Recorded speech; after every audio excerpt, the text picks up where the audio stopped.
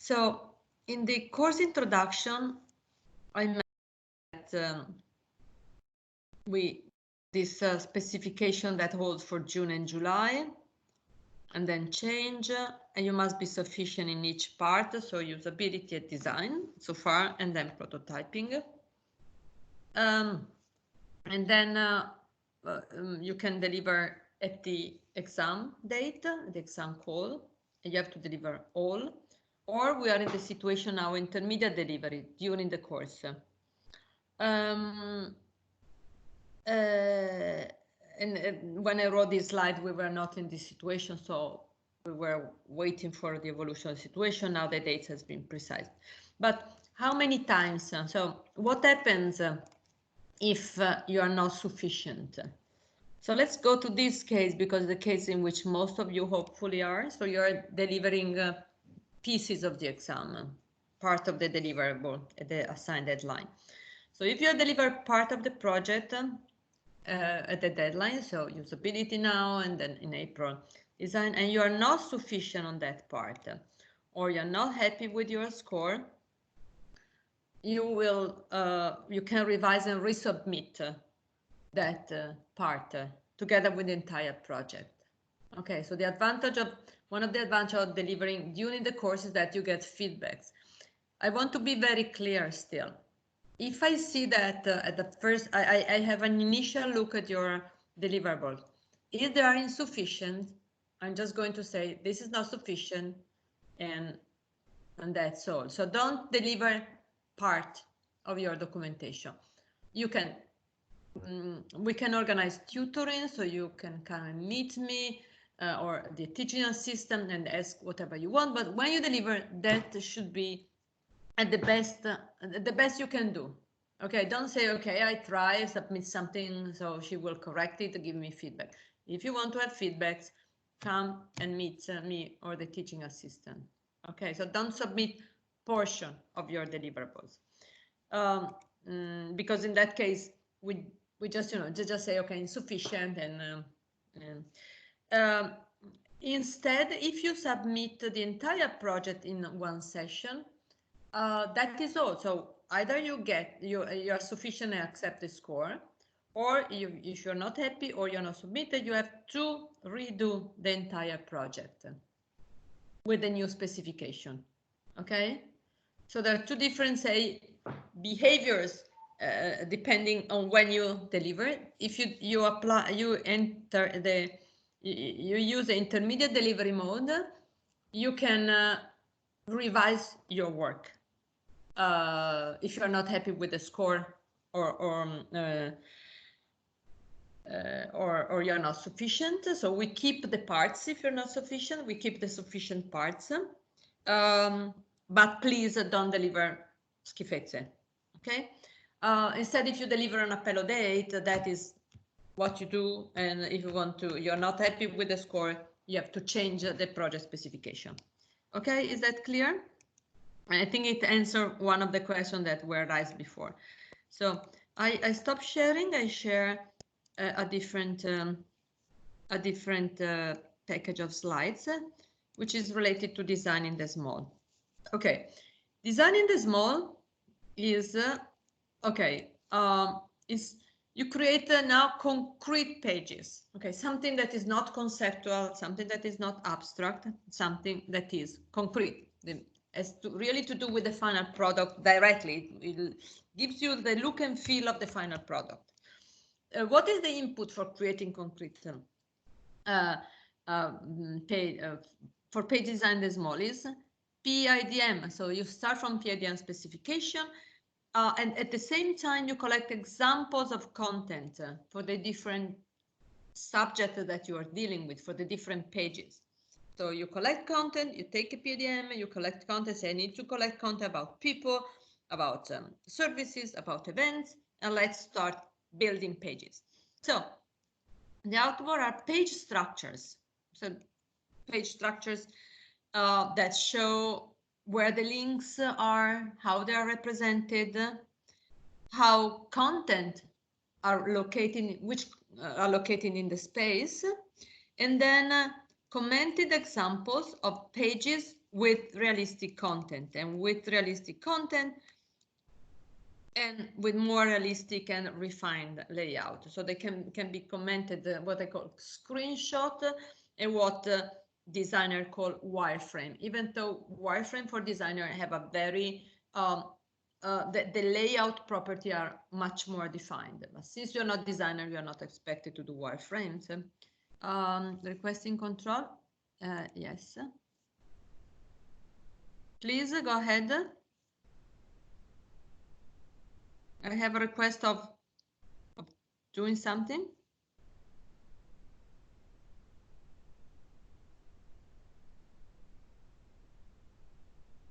Okay, wrong button. Okay, no problem.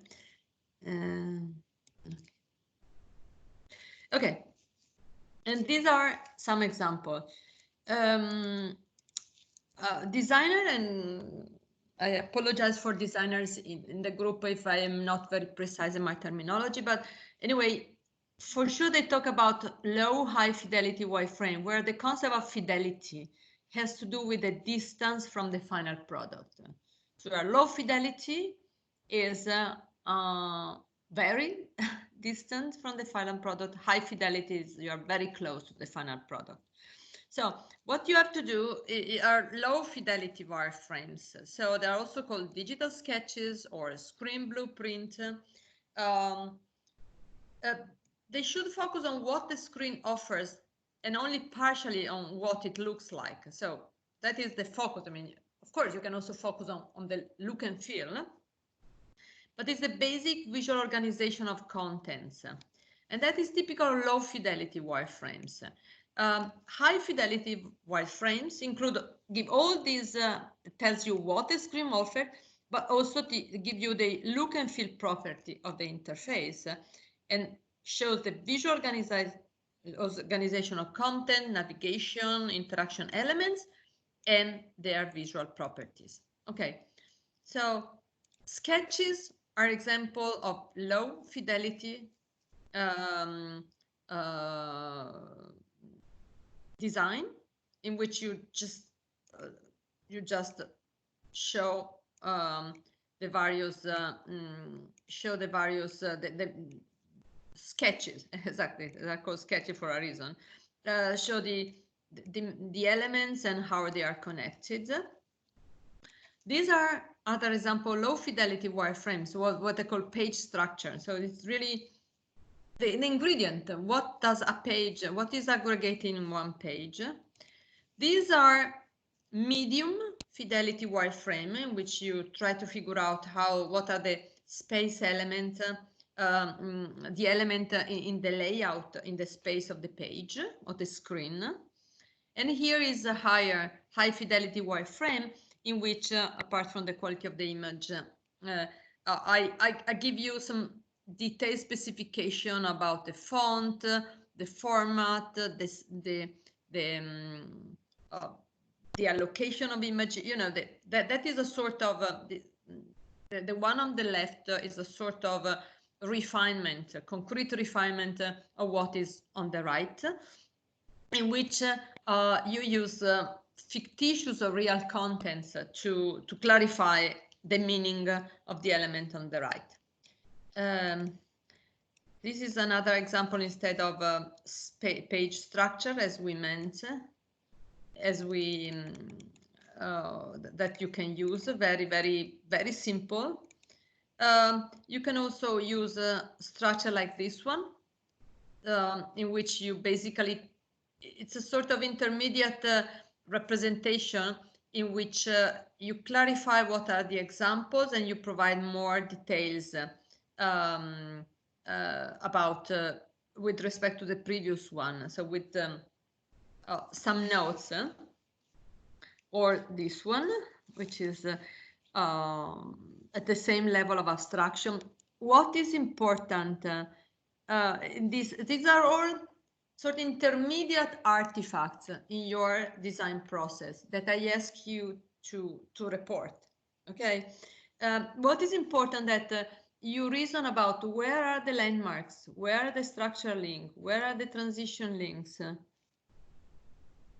Where are your orientation info? Where are group links? That is the main focus, that you really reason about the semantic component of the page, not on the layout.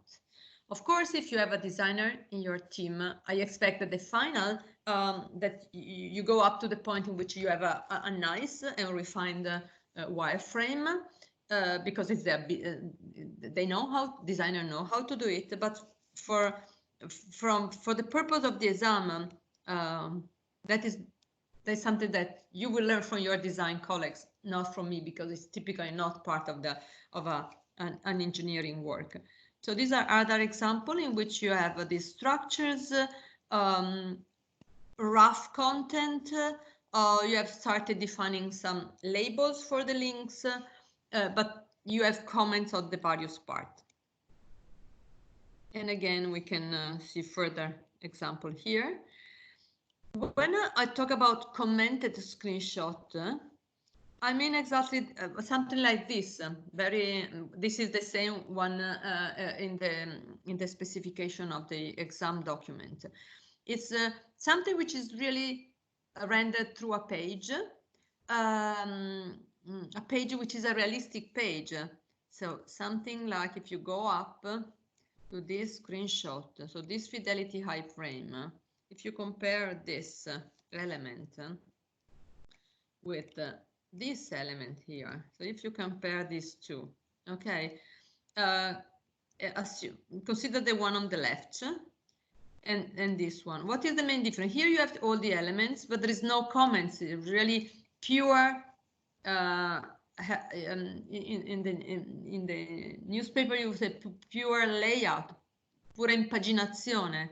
Okay, here, so you have the contents with comments. So the main difference between this and this is, besides the fact that of course two different pages, is that here each content is there are comments, and also here in this screenshot it tells me what is this page about. This is a topic page, about an artist.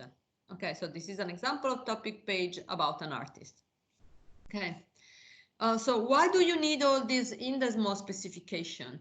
You need them because it's an input for your following development task. So you may stop at some point, so you might not be so refined, so you can say, okay, I have some intermediate layout specification which I will further refine when I will be able to, when I will understand the implementation environment, when I will know how to use CSS and so on. So it's the intermediate step to a more detailed specification of page layout properties. It provides a requirement from front-end implementation, particularly for CSS definition. And also it provides some requirements from the backend database that will be explained in future lesson. Backend database is a database of content plus other things. And so that gives you the idea of what you have to specify in your design in the small. Then I want to speak about scenarios. I will switch my share, and I will share a different set of slides. These slides about scenarios are rather similar to the one that I presented, I think, in my advanced user interface course. So for those of you who have already the concept of scenario, you can skip this part of the lesson. Okay, so scenarios. Scenarios are a very broad concept. It's a very broad definition. Sometimes it's called user journey, sometimes it's called use case. But it's the idea that I tell you how the user will use my system. So it was basically invented by this psychologist Carol in 2002, and she defined it as story about use. So it's a narrative. It's something that tells you about how user uses the system. So it's a narrative, it's a story about one situation of use that exemplifies how a typical user, typical with respect to the set of target users that you are addressing. So a typical user is also sometimes called a persona, is going to use an application. So if you design a website for different user profile, you will probably have different scenarios for each user profile. And when you tell a story, you have to refer to a specific user profile, such as I am a university student and would like to serve as a voluntary assistant in this center. So this is a profile, young person whose goal is to understand how to serve, who is willing to serve as assistant. So it's typically the hypothesis on the scenarios on the scenarios are initially developed by the design team and then typically are presented by your customer, by your stakeholder, and refined. Okay, so remember, basically scenario equal to story of use.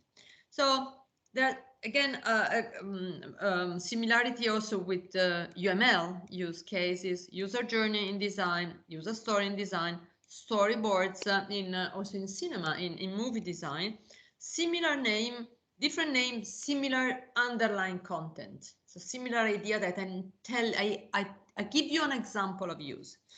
So there are for us a scenario is a narrative which has this specific structure. So scenario must have a semantic structure. The semantic structure is user profile, which is somehow called persona or character, the main characteristic of who will use the system in your story. Okay, so a mother who wants to a mother of a young child. Goal, why I am using, what is my goal for using the system, what is my problem, what is my need. So when I say a mother who wants to bring to find a service for his child, the user profile is a mother of a child with some characteristics, and the goal is find a service for my child. In the previous example, I am a university student and my goal is try to figure out how I can serve in this association. Then in some situation which that is typical of, for example, mobile applications or IoT application, you need to define the setting, the context of use. That's an optional. It does not, in the specific case of the association, does not make any difference if you are on the move or if you are on the on your desktop at home. So the setting in your case is not relevant, so it's an optional element. And the user task, that's sometimes called action, example of what the user does with the system in order to satisfy that goal. I added.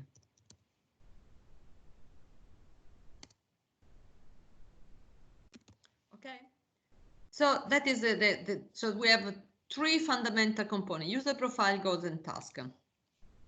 And we will see example. But before, I want to tell you that there are different scenarios. Are really is a simple yet powerful concept that you can use during requirements to exemplify your idea of what the system should be, or to ask the user, tell me how the user would use the system.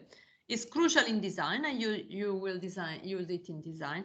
Remember, you could use it, it's useful also in evaluation. I didn't make this concept explicit in inspection, but in general, also when inspecting an application for usability or when evaluating an application for other parameters, it's important to imagine how the user would use it, and UX inspector might follow the task that a typical user could follow.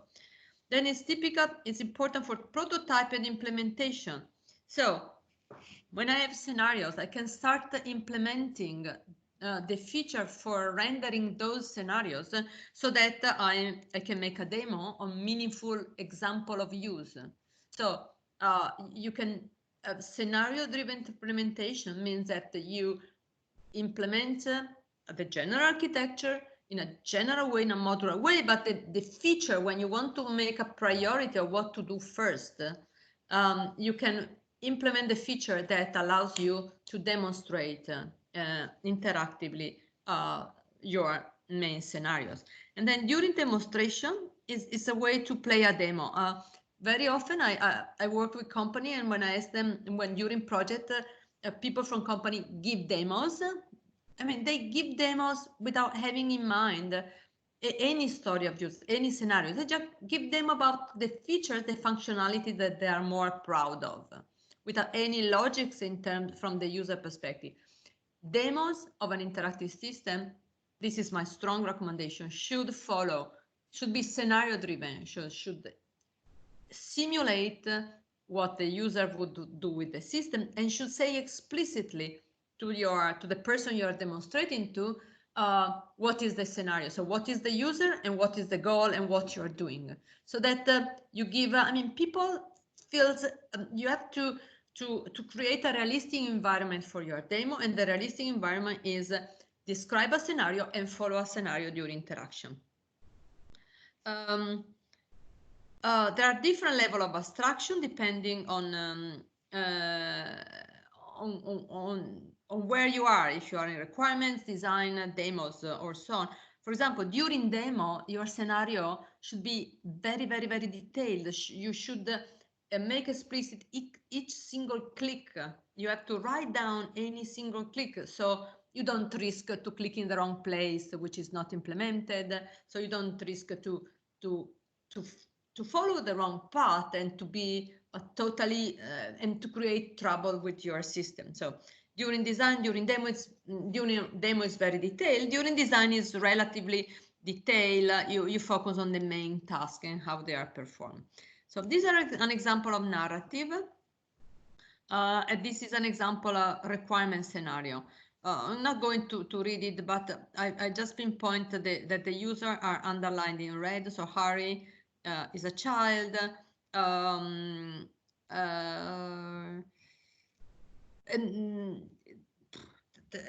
the goal is I'm trying to I want to perform a multimedia education project and about bridge failure. So the goal is I want to do a multimedia education project on bridge failures. And this is and the other parts in yellow are tasks. This is a more another scenario that can be in this form is can be used in a requirement. A high school teacher from Milan. This is the profile with some details. She wants to understand if a given exhibition can be useful for a student, and that is the goal. This is the content, which is not particularly related. During lesson break, she connects to the exhibition website, and these are the tasks. She read the introduction, look at the list of key exhibit, browse the detail, discover the unguided tour available, and that's her main task. Another way, during design, it is useful to render scenarios through a sequence of visual interaction moments, through a sequence of visualization. So visual interaction moments means visualization of interaction moment. So scenario, and that is what you are required to do in your project, is a structured narrative. The structured narrative, something, a short description like this one, and a sequence of screenshot for the pages that the user traverses to execute this task described in the narrative. This screenshot can be miniaturized. You don't need to fill the entire page. You can also make them small. The next pages, they are large, but for visibility reason during the course. What is important that each screenshot highlights the interactive element activated by the user. So, for example, this is a sequence. So you have here an example of narrative. Here are example of how to align things. So in step 1, the user selects this. In step 2, the user select this. In step 3, the user select this, and so on till the end. Okay, so it's really very simple. This is an example of scenario created in a visual visual scenario created by previous projects. So it's relatively simple. You just have to take your pages filled with some realistic content and tell me and represent the flow of interaction to achieve a given goal. So you have to define for your website a specification like this, and then to provide a sequence of, here are many time shots, but just to highlight the points that how to highlight things. Okay. So having explained this, I would like to go back to the design specification to be sure now that everything is clear. So in light of what we have said, I will go back to our documents.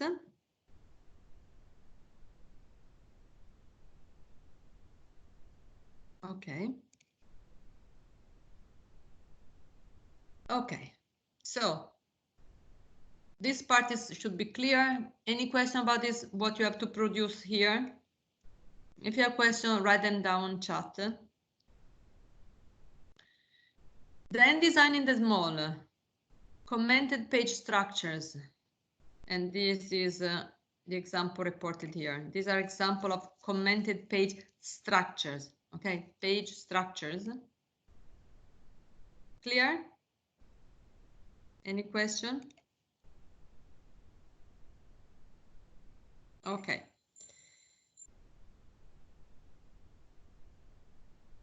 Okay. Use the IDM terminology, remember.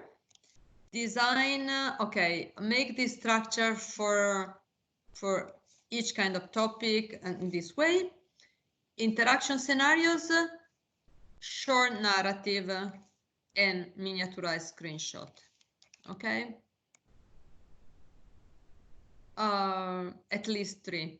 Database design, I could not find the slides about the entity relationship design. I will tell you something about next week. Anyway, if we look at this website, at Wikipedia, just to tell you what is the notation I would like to have. 1 second.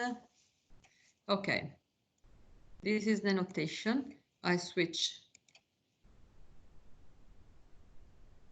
I share. 1 second.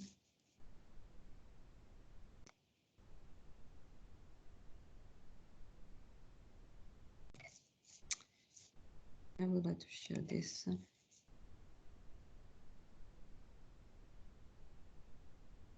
Sorry, I'm trying to share my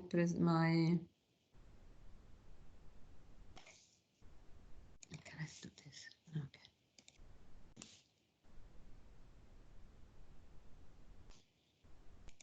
No, sorry guys. I'm trying to share this page. Where is your share window? And you turn to a share window. Okay. I'm trying to figure out where my share windows is. But it seems that, let me just stop sharing.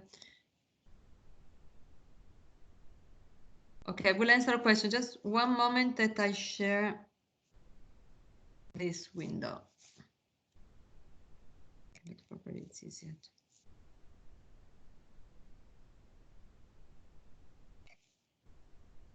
Okay, guys, I trouble with sharing. Okay, here it is. For some reason, okay. This is the entity relationship model that is the notation that I expect from you. Boxes for entities, diamonds for relationship, cardinality, attributes. These are the attributes, so they are the actual content associated to each entity. In which you underline in some way the unique, the key, or the unique attribute, the combination of attributes that are keys. Designer can ask engineer to explain them what this means. Okay, this is the true design in this is content design in the small, because here I will put all the details on my content. So that is the reason why I don't want you to put date as dialogue act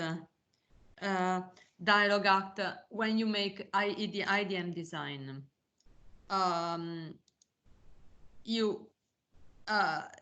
You have to put the details, title, date, address, and other stuff here, not in LIDM. But I want, so in sum, I want to have this kind of notation for the entity relationship model, and there are many graphical tools around that allow you to focus on this notation. Don't put in this representation, don't put the attributes, the data type. So char name, if it is a tree, it is a string. Don't put that this is a string, or email, don't put that this is a string with some characteristic. So the data type for each attribute is not expected to be explained here.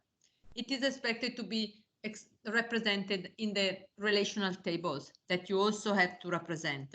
And remember, the general rule for entity relationship is that each entity goes into a table, end-to-end relationship go to a table, and one-to-end relationship are modeled adding a set of attributes in the table for the entity. Have a look to this general, okay, refresh your know-how about databases and how to map entity relationship into tables. If you have a specific question, I will make a very, very short lecture next time. So raise a question, send me a message, say, okay, I really don't remember anything about this. You send me a message if I receive, if I have enough people saying, okay, please give us a 15 minutes lesson about entity relationship model and how to map entity relationship model to database. I will do it next time. And now I turn to answering some questions. Okay, could you please repeat? Okay, one question is, can we represent as a persona? Yes, it's already in the slide. Could you please repeat what is required to an engineering only group with about wireframe? Okay, what I expect about wireframe is that they are not so sophisticated. Like, let me just switch. We do not expect. Okay, I do not expect to have them. 1 second. Sorry, guys, there is a problem with Teams. Does not allow me to control the slides. Okay, 1 second. Guys, okay, I will. There is really some difficulty in sharing. It does not allow me to control the sharing. Okay, no problem. So I do not expect you to have a very detailed, sophisticated wireframe. A wireframe is a sort of grid for the page where you place the different content elements with some layout properties. There are some professional way to do it that I'm not going to teach you, that the designer know. So if you have a designer, ask them to design the wireframe according to, I mean, they had done entire course about visual communication. Engineer, I expect you to represent only the grid of the page structure along the line of my examples, very dry, they look like a matrix. And then report also your design decision about how to put in a real page. So in the screenshot, you should render how you would represent your page in the final prototype. Again, as I told you, then you will be able to revise it according to what you can do and your ability to use CSS. But for this stage, make them a concrete page. I hope that I have answered this question. If there is no other question, Okay, I have one request, which is there is still one student. She is an engineer who has joined the course late for a number of major force problems, and she is looking for a group. Given the current situation, I think that okay. I ask you to help. She will, even though she will not join the group, maybe for doing the usability study in case you have already done it. She can. She would like to join a group because it's really complex to make the project alone. So I would like to ask you to accept her in one of your groups for the for the continuation of the project, for the design and implementation the project. So if there is any group who think that they can accept an additional person, I would really appreciate if you could contact me and I will put you in contact with this person. Otherwise, she will really have difficulty in the project. Okay. Do we have to insert the Okay. No, you don't have to insert the URL. You do not have to insert to put the URLs in your pages because they are not implemented yet. You might put them if you deliver it in June or July when you have already created your prototype. You can include URL, but in general, it's not mandatory. Okay, is there any specific software to make a DM schema? The answer is no, so far. So there is no custom. But I was, so you can cut and paste from the PowerPoint diagrams, which okay, you're right. I haven't put a PowerPoint yet. It's my fault. I have recently found a tool that is basically for describing any sort of diagram for UML. And let me just give me a couple of days to check if it makes sense for you to use this tool or if it is too cumbersome. Okay. So then it is possible to accept even if we are already 3 in the group. Okay, send me your availability. Let's say that I would prefer to keep the group as 3, no more. But if there is no other group, no group of 2 who can accept her, okay, I will make an exception and she will join you. So please, Virginia, okay, send me your contact. I keep you as a second choice in a sense, but not because you're not a good group, but because let's try to keep the group size the same. So the answer is yes, unless there is a group of 2 who can accept her. For ER diagram, can we use Workbench? I must admit, guys, that I don't know Workbench, but as far as it allows you to create boxes and arrows and diamonds, as in the picture that and attributes as in the picture that I have defined, yes, you can use it. Again, I don't know possible graphic tools. Okay, so you will receive a message. Okay, I will post to sum up what I have to do. I have to post the PowerPoint version of the slides about the LIDM diagrams. I will post shortly revise. I will fix the mistakes, this misspelling mistake in the document, so I might post them again. I will send you a message by the end of the week on how we will manage the question and answer session next time. So please, in the next lessons, come with specific. So start working on the project and come with questions. So the purpose of next week, the first lesson next week is question and answering. In the schedule, there is also tutoring. We are still wondering if it is too premature to give you tutoring on design at this stage, or if it is better to anticipate some front-end technology lesson. So we might slightly revise the schedule for the second lecture next week. So prepare some questions, reason about all this stuff, and okay, we finish a bit early today. If there is no more question, I stop recording and say you goodbye. No question? Okay, stop recording.